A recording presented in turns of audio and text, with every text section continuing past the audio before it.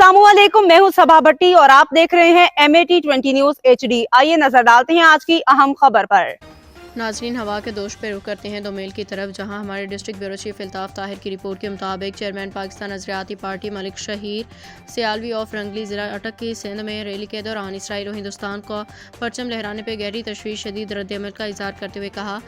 आइए नाजरीन इन्हीं की ज़ुबानी सुनते हैं।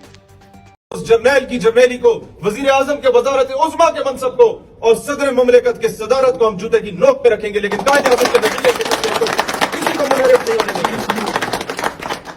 कि सिंध हुकूमत के नाक के नीचे जामशोरो शहर में 17 जनवरी को एक रैली निकाली जाती है जिसमें पाकिस्तान मुखालिफ नारे लगाए जाते हैं और उस रैली में इसराइल का झंडा लहराया जाता है और हिंदुस्तान का झंडा लहराया जाता है। वो नाम नेहाद कौम परस्त जो बने फिर रहे हैं वहां पे, हमें कौम परस्तों से कोई गिला नहीं है। जो रियासत से नाराज होता है हम तो कहते हैं उन्हें सीने से लगाओ, कौम परस्त भी हमारे अपने लोग हैं, किसी दौर में प्रो पाकिस्तान हुआ करते थे, फिर भी हो जाएंगे। लेकिन बात यह है कि अगर वो इसराइल का परचम थामेंगे, वो हिंदुस्तान का परचम थामेंगे, तो हम किसी को कौम परस्त फिर नहीं मानेंगे, फिर वो देशद्रोही की कैटेगरी में आएंगे।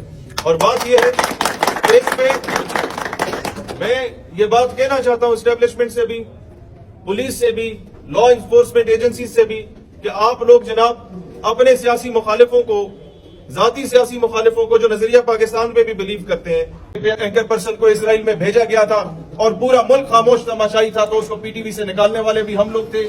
जब एक बंदा पार्लिमान की नाक के नीचे इसराइल का खैमा लगा के, उसका परचम लगा के बैठा हुआ था, तो उसको भी लितर मार के झंडे को फाड़ने वाले हम लोग थे। और अब भी जिन लोगों ने सिंध में ये हरकत की है, मैं दोबारा अपनी हुकूमत से कहता हूं, मैं दोबारा अपने इदारों से कहता हूं कि या तो 10 दिन गुजर चुके हैं 17 जनवरी का वाकया के इसराइल का परचम लहराया गया है, इस 10 दिन में तुम लोग कुछ नहीं कर सके, 24 घंटे का अल्टीमेटम में कुछ करते हो तो ठीक है, नहीं तो हमारी सिंध की टीम तैयार है। फिर आगे कानून ये ना कहना कि तुम लोगों ने हाथ में लिया है। कायदे आज़म के नजरिए का दिफा के लिए हमें कानून हाथ में लेना पड़ा तो हम लेंगे, अगर तुम्हारा कानून हरकत में नहीं आएगा तो हम लोगों ने फिर मैदान में निकलना। हमने फिर ये नहीं करना कि जनाब हमारे साथ क्या होता है क्या नहीं होता।